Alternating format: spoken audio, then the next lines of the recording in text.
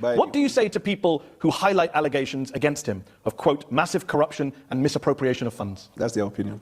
Actually, it's your opinion. In January 2023, you talked about the legal petition against him that involves, quote, massive corruption and misappropriation of funds. You were in the opposition and were very critical of his result. Exactly verbatim what I said, because what you just said is not a true representation. January 22nd, 2023, you said the petition against him involves massive corruption and misappropriation of funds belonging to the government of Lagos State, abuse of official office, conflict of interest. I'm glad you said the petition against him. Yeah. Yeah, document that was taken to court. That you highlighted. I wasn't the one that went to court. And at that time, where was I? You were an opposition member. Thank you. So should we not trust you when you say things as opposition? What is the job of opposition? To oppose? Yeah, no, I'm glad you know it. For the sake of opposing?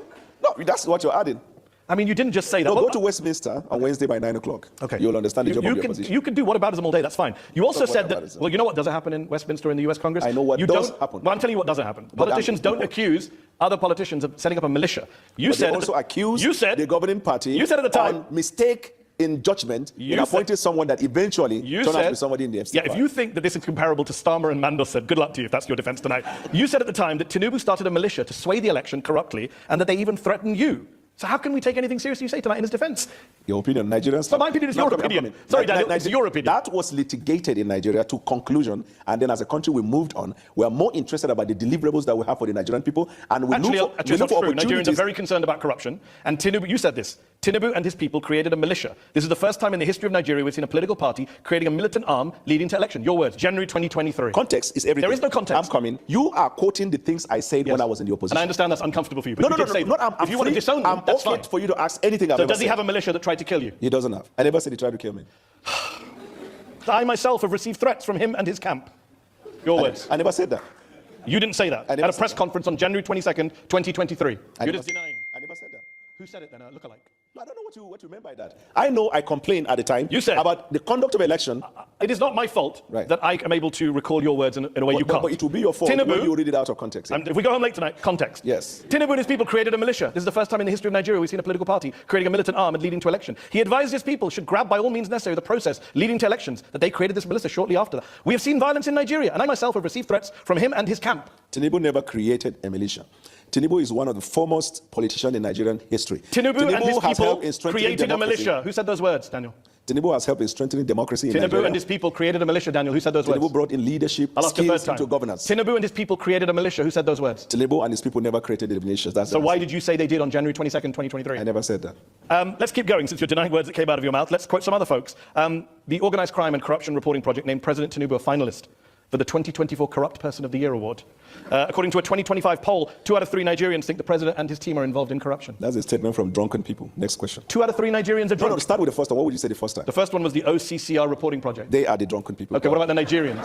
Are they sober? Are 2 out of 3 Nigerians sober when they say your president and you were involved in corruption? Nigerians are entitled to hold and express opinion. Yes, it is in our constitution. The fact that you express an opinion does not substantiate that opinion. I agree, but that's their opinion. You accept that 2 out of 3 Nigerians think that your government is corrupt. I would be happy if you can tell me a finding of court that says Tinubu is corrupt.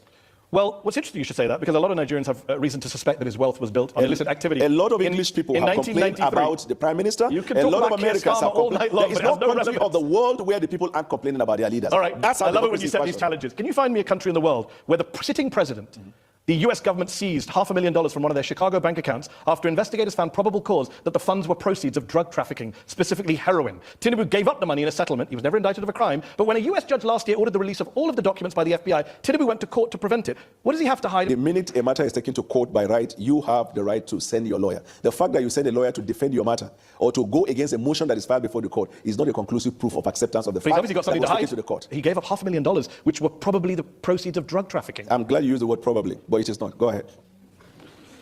You said in 2022 that this drug case, quote, conclusively concluded not in favor of Bola because he had to forfeit that money. There is still a cloud around drug-related activity. Cloud? Yeah. Not a conclusion. Okay, so the cloud's still there for a lot of Nigerians. But the cloud is no longer there. How did it disappear? Because the Nigerian people have moved on with the president. Who said they moved on? The facts are there. Less than 10% of Nigerian voters voted for him. So he doesn't have some big mandate from the people that means that I can't ask you, why did he give back $500,000 to the US government, which were believed to be the proceeds of drug trafficking, and you believe they were the proceeds of drug trafficking? Why do you conduct a polling with 500 people and give a representation of the population? You're now questioning all polls. Is that your defense? No, I just said before, you heard me well. Well, You don't trust the Nigerian people. I trust the Nigerian people. This idea of drugs and narcotics is a terrible case all over the world. And if someone has that questionable character and is elected as president, what it means is it will embolden people who are into those activities. That is why this person has to come out clean. You said those words. If somebody has that, thank God he doesn't have. How do we know he didn't come out clean? You said he has to come out clean in 2022. Okay, let me put it this way. This fact was litigated. No, it wasn't. This fact was litigated in the Nigerian court, and the apex court of the land, the Supreme Court of Nigeria, whose decision is not appealable to any court outside Nigeria, held that this case has not been established against him. Your words were that there's still a cloud around them because it was not conclusively concluded. My word in and the favor judgment of the Supreme Court, which one is relevant? In the Constitution of Nigeria, all the decision of the Supreme Court bind all authorities and people throughout the federation. That's what matters. The fact that he had laundered drug money, most likely in his US bank account, is not an issue for you now. It was an issue for you a few years ago. It's suddenly not an issue when you go to work for the man. How convenient. The court has held the allegation that was put up in the petition against him could not be substantiated. Well, the US hasn't held that. And in fact, the US court tried to release all the files, and the president rushed to stop them from doing that. Innocent people, is that what they do? What stopped them from releasing it? Is innocent What people? stopped them from releasing it? It's ongoing in the courts. I'm glad you said ongoing. So let's wait until Do innocent people try and stop files from being released about themselves? Yeah, sure. Okay. I'm sure the Nigerian people privacy. I'm coming. If a case is taken to court against you, even when you know you're not liable, will you be comfortable that the order of court will permit the release of privacy issue relating to you? Yeah, if people think I have drug money in my bank and I don't, then yes, I would do everything I can to. Unfortunately, people do not. Tinubu is not just super rich. It's what he does with his wealth. In 2019, 2 armored money trucks, bullion vans, were seen going into his house, coming out of his house. Where did that money go? No. Point, did you see the money? Or those who reported, did they see money inside the bullion van? Was there no money in the bullion vans? How am I to know? You said it was money in the vans at the time. 2023, February. How could I have known It's a tragedy that I know your words better than you do. There is only one person in Nigeria who is alleged to have moved money through bullion vans, and that person is the presidential candidate. You said that on February 17th on Channels Television, 2023. Thank you for notifying me. So where did the money go from the bullion vans? There was no money inside. So why did you say there was? I said there was no money inside. But you said at the time, you said he's the only person to have moved money in bullion vans. When did I say that? What was the event in Nigeria? Oh, so you were lying because it was election campaign? No, I never said that. I said, how can you prove that just because a bullion van goes into a person's house and comes out that there is money inside? Maybe because people said it was vote buying by Tinubu. Tinubu himself said, I gave money to the people. You know he said that? Yes, I also give money to people. When you give money to myself. people would say that's vote buying. Politicians, rich politicians give people. No, he doesn't give money to people on election day, but he helps people. But people at the time said it was vote buying. Do you agree with that? Who are the people? You said, no, I never said ostensibly, that. I can't believe you still keep walking into this. You said it was done ostensibly for vote buying. Do you agree with Daniel Boala or not? Please don't lift up a glass of water. On the eve of the presidential elections, 2 cash-laden bullion vans, your words, were seen on the premises, which was ostensibly for vote buying. Your words, January 22nd, 2023. Have you just disowned everything you've said in order to work for this president? I'm coming. What you just said now, I want to put it on record on my own honor. That's not what I said. So far you've denied 2 things. This one I said, that's not what I said. Before you said it too. But let's just keep count. Let me tell you what you do. You will have an idea of a phrase or a word in a sentence. They coin the other part of it to project what you want to push out. I read the entire sentence. But that's wrong. No. Let's read it again. On the eve of the presidential elections in Lagos, 2 cash-laden bullion vans, your words, were seen on his premises located on 26 Borderland Street, which was ostensibly for vote buying. Your words. You can just say I don't agree with what I said, then I was lying. I don't agree with what you said, yeah? No, with what you said. In fact, in 2023, you said that he bought his election. Did he buy his election? At the time, I thought. But when it was litigated in court, the court found out he didn't. So you thought he was vote buying and now you don't. You thought he bought his election, now you don't. In fact, you said it was so corrupt, the 2023 election, Tinubu's win, you said that you couldn't eat food for 3 days. I never said that. Where? Arise News, March 2nd, 2023. I became so sick for the past 3 days, I found it very hard eating food. I'm sure you have a mistaken identity. I never said that. You never said that you became sick. Why would I not eat? Win, lose or draw, you eat your food and go to bed. I'm going to spend a lot of time enjoying social media after this show is done. Go ahead. Yeah, well. Let's turn to our panel, who are waiting patiently once again. I'm joined by Anu Adeoye, a journalist for the Financial Times who's covered Nigeria. Anu, we talked a lot about President Tinubu and the allegations of corruption, including from Daniel Boala, which he's now pretending he didn't make. Allegedly, okay. You recently described him as a wily political tactician. How does he wield power? Daniel and others have accused him of vote buying in the past. How does he wield power in your view? Yeah, I mean, I think you need to understand the context of Nigerian politics, right?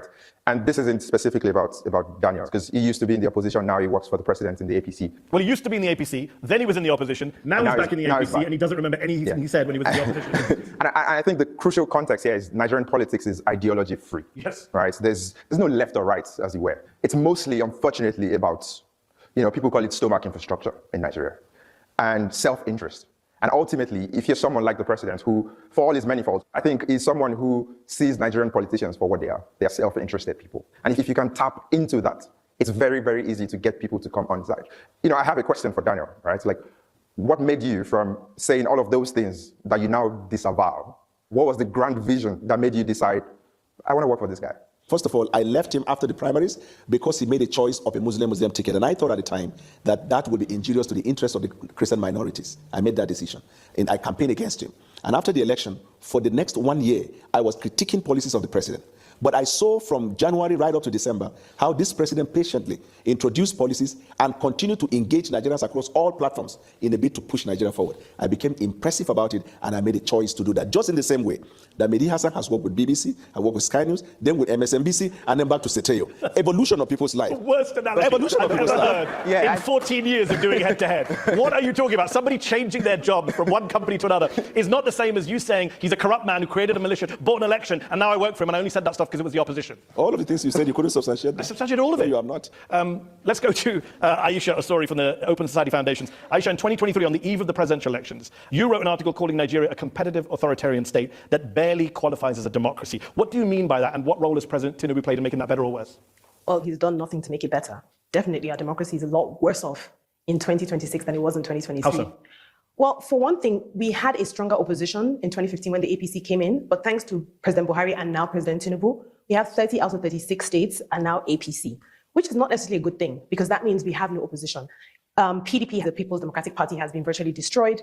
The Labour Party has been destroyed. We literally have no political parties anymore. Another thing that we don't have is any separation of powers between the legislature and the judiciary. Tunde Doherty is here, the UK chairman of the All Progressives Congress Party, the president's party. Aisha says that your party is turning Nigeria basically into a one-party state. I disagree with her.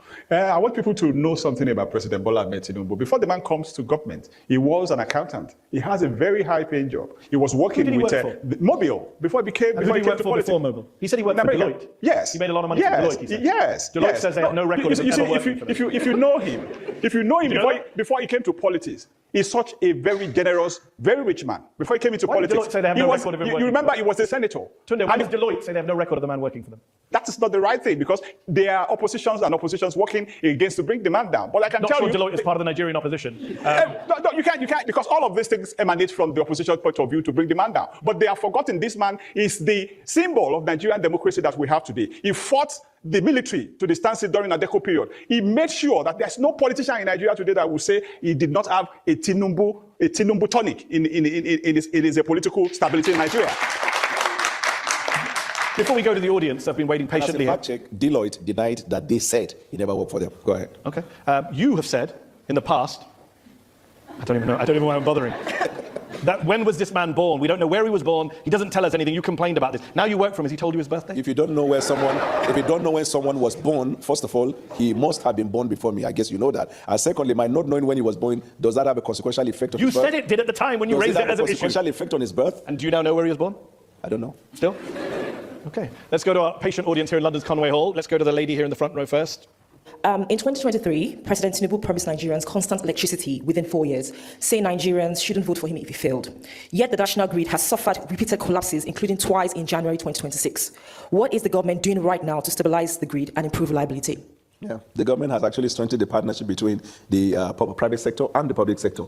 You should know that we took up reforms in the power industry that has allowed the private sector to be fully involved. Some of the state governments have even reached an agreement where they have off-grid and they run their own electricity company in their respective states. So the progress is being made, and I can assure you, by the end of this first time, you would have seen very obvious change that you'll be happy about. Should people not vote for him if the electricity situation continues to be bad? That's what he said. They will make the decision when that comes, when that time comes. Okay, let's go back to the audience. Let's go to the gentleman there with the hat. Yep. Why should young and emerging Nigerian politicians believe that merit and not collection or lobbying determines their political relevance in the Nigeria of today?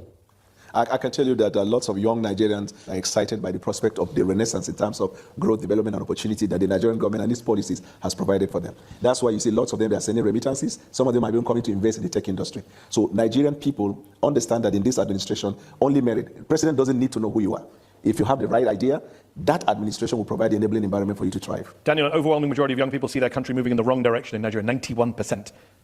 What is the source? The Afrobarometer survey from last summer. I question the authenticity of that report. Do you still think this government is a nepotistic government? No, it is not. You said it was in the past. And I'm now saying it is not. Okay, let's go back to the audience. Yes, woman in the third row there, yes? I was delighted to hear that you said that you have rid the oil industry of corruption. Given that fact, why is it that you allowed the oil companies, the oil majors who've been working in the Niger Delta for the last 70 years to exit without dealing with the corruption, pollution problem that has riddled the lives of Niger Deltans who are paying the cost, but without the companies being made to foot the bill? Yeah, so all the foreign oil companies that invested in Nigeria, they did so based on the agreement they have with the government. When this government came on board, we introduced reforms, including in the energy sector. Some of the companies who felt they couldn't bear, because most of the investigation found out, most of them were just rent seekers over the years in successive government. And so we decided that you have to play by the book. And they were not comfortable, they left. You don't have control over their decision. But in the same vein, shortly after that, you see lots of foreign companies that are coming to Nigeria to invest. Okay, let's go back to the audience. Let's go to, yes, gentleman there with the jumper there, yes. The current chair of the Independent National Electoral Commission, Professor Joash Amopitan, made some disparaging and stereotypical remarks about the Hausa Fulani people of northern Nigeria, specifically the Muslims. Do you think he is morally justified to continue occupying such a sensitive position, given the kind of remarks he made? My apologies to you for if such a statement was made to any group at all in Nigeria. It is not acceptable. This government promotes tolerance amongst Nigerians. We also understand the need for the president and the federal government to avoid interfering on institutions of government. I will be happy to follow up with this point you've raised, if at all such a thing happens. All right, I'm going to go to the lady at the back, yeah. You've been on different sides of the political spectrum over the years. How do you personally decide when to change your position? And how should the public make sense of that without us losing trust in you? Yeah, politics is dynamic. It is anchored on both national interest and personal interest. And when you make a decision at any given time, there must be a factor, what led to your decision. And in this case, I told you, I made the decision to leave the president because of the Muslim ticket. And after the election, we're now going to governance. I see the president introducing reforms that were necessary for the growth of Nigeria. I made a U-turn to support him. I think that is the basic component of a human being, your ability to decide otherwise if you feel the facts are there. Facts can change opinion. And in this case, facts change my opinion. Isn't he running on a Muslim ticket next year? Whatever he decides, I will trust his judgment, because after he made the decision, we do not see as evidence the maltreatment or disenfranchisement of the Christian minority. Okay, let's take a last question. Gentleman in the second row, you've been waiting a while. I wanted to ask about vigilantes, because if we look at rural communities across the country, often they are the main security providers. So how exactly is your administration working with them to enhance community protection in rural communities while minimizing abuses of power? The president has encouraged the governors to continue to participate with law enforcement in their state, so for training, for intelligence gathering, and in some limited cases, for them to form a community vanguard. Most of these states where you see these skirmishes or problem in the past, those ones have stopped. What we are now seeing as insecurity is insurgency, terrorism, and Boko Haram. And once it is a terrorist activity in any country, just like in NATO, they say attack on one is attack on all. When it becomes terrorism, then it is the responsibility of the entire nations of the world to fight that and not to be blamed fixing. Last question from me, Daniel.